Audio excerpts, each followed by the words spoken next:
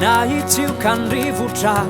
zao tsy anay nanenjika zao rehetra izao tsy ala aminao na mavesatrany etiko tsy ahoko ianao no tompoiko toky ny foko toky ny foko tsy takatro zay rehetra mitranganio rivotoza olana sy tadio nefa matoky ny foko matoky anao fa misy hoavy mamiratra natokanao natokanao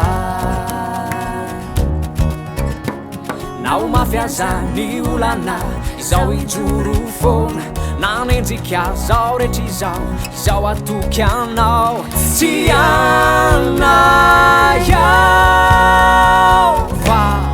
matoky anao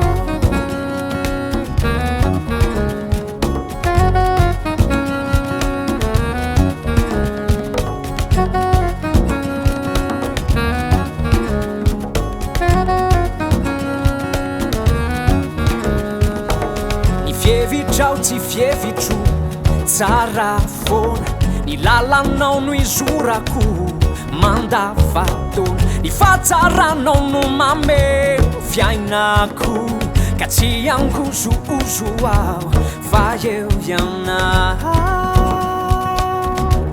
fa eo ianao nao mafiazany olana izao ijoro fona nanenjika zao rehetra izao atoky anao tsy anayao fa matoky anao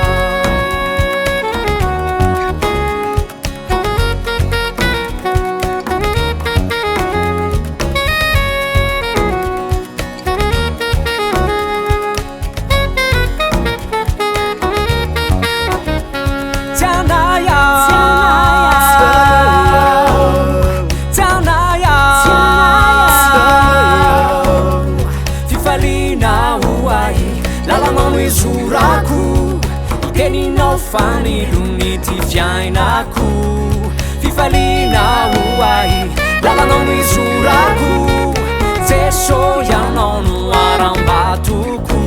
tsy anaya tsy anaya tsy anaya tsy anaya